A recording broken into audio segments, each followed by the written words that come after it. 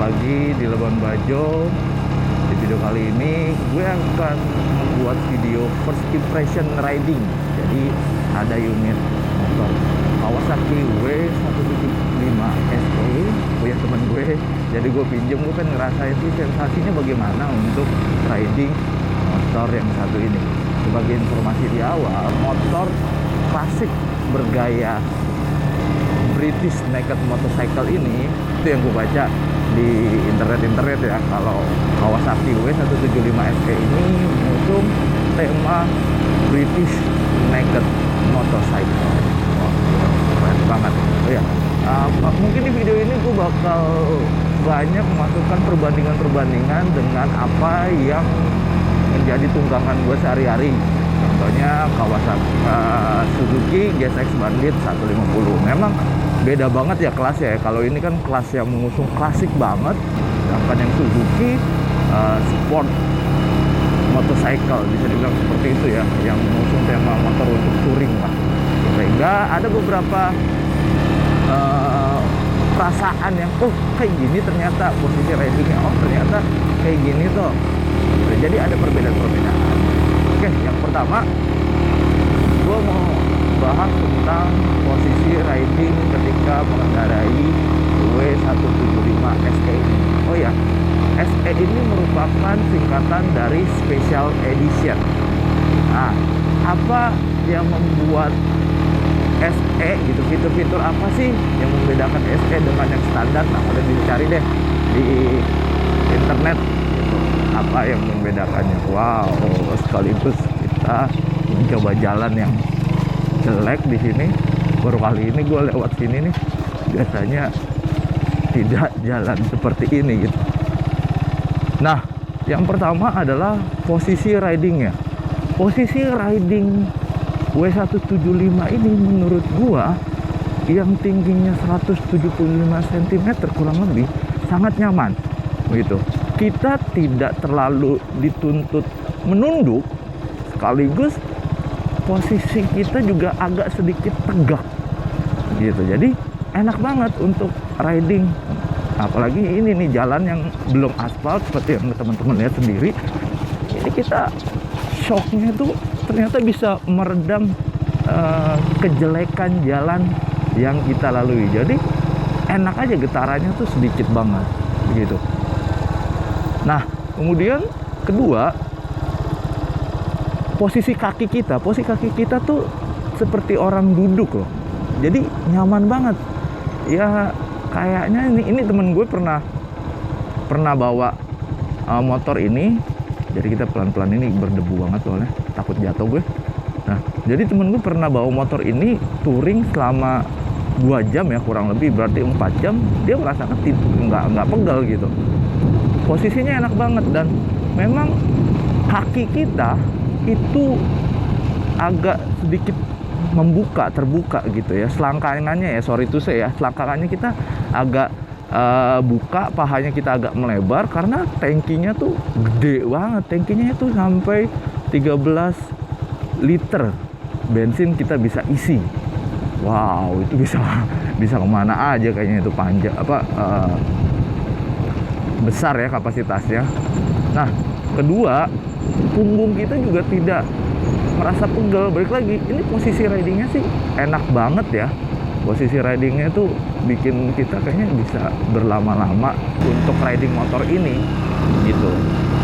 Lalu dari sisi joknya ini cukup lebar gitu, dan ya agak sedikit keras ya menurut gue ya, tapi masih oke lah, masih bisa ditolerir gitu, sehingga menambah kenyamanan kita ketika berkendara jarak jauh. Nah, ini ada 5 percepatan gearnya itu, jadi cukup lumayan juga ini buat dalam tanda petik ya, adu kecepatan oke juga. Mesin sistemnya masih menggunakan sistem karburator, menambah rasa jadulnya motor ini ya. Jadi rata-rata kan sekarang motornya tuh kan injek ya, bukan injection, bukan karburator gitu. Nah, ini motor ini tuh masih menggunakan sistem karburator. Gokil gak sih? Di tahun 2000, ini buatan 2017 18 ya kalau nggak salah ya. Nanti kalau salah teman-teman bisa koreksi. Di tahun segitu masih menggunakan sistem karburator. Makanya tadi waktu manasinnya itu agak sulit ya, maksudnya dia agak susah panas gitu. Kita coba pakai hand starter, nggak bisa. Cuknya harus dinaikin dulu gitu. Jadi yang punya kasih tahu kalau buat manasin cuknya harus dinaikin agak beberapa lama biar mesin panas. Setelah itu baru mesin bisa diturunin cuknya dan udah bisa berkendara dengan santai. Wow, udara yang sejuk di pagi hari di Labuan Bajo. Nah, kemudian itu dari posisi riding. Dari fitur-fitur ya, kita bisa lihat dari di sini fitur-fiturnya itu speedometernya tuh bulat gitu. Range-nya tuh 0 sampai 20, 20 40, jadi per 20 km ya. Dan sangat kecil kita bisa bilang, jadi didominasi oleh angka-angka aja. Ada indikator netral, indikator lampu sen kiri kanan, tapi hanya satu. Jadi kalau dia kiri nyala, kanan juga nyala. Jadi ada satu aja panelnya, dan lampu jarak jauh. Udah minimalis banget. Dan menurut gue ini benar-benar klasik sih. Satu fitur yang gue suka dari motor Kawasaki W175 SE ini adalah headlampnya. Headlampnya tuh besar loh menurut gue. Jadi bikin bener-bener gaya klasiknya tuh nggak nanggung gitu. Kalau dibandingin dengan VR yang juga mengusung tema klasik, untuk headlamp sih ya, gue nggak ngomongin mesin ya, untuk headlamp W175 SE ini lebih oke, lebih besar gitu. Gue lebih suka aja, lebih gagah gitu. Terus dari segi stangnya flat bar. Nah ini nggak terlalu lebar dan nggak terlalu sempit gitu. Nah, makanya tangan kita tuh nggak pegel untuk riding. Enak banget gitu. Lalu kita bisa lihat lampunya juga mendukung banget klasik gitu. Headlampnya belum LED, masih wolfram. Makanya itu bener-bener hal-hal detail yang sangat apa ya, mungkin dilihat kalau di tahun 2019 ya masa lampunya belum LED. Nah ya balik lagi temanya klasik kan. Satu lagi fitur yang gue suka adalah spionnya. Entah kenapa gue tuh lebih suka spion yang besar ya. Kan ada ya motor-motor yang dipasang spion custom yang kecil gitu, yang nempel di stang atau bagaimana. Itu jujur gue nggak suka. Gue lebih suka yang kayak gini, spionnya besar, kita benar-benar safety gitu. Kita bisa tahu apa yang terjadi di belakang, terus ada kendaraan atau tidak di sisi kanan dan kiri. Itu yang membuat gue merasa nyaman kalau menggunakan motor dengan spion yang cukup besar, apalagi membulat seperti ini. Ini keren banget gitu. Namun ada satu kekurangan yang menurut gue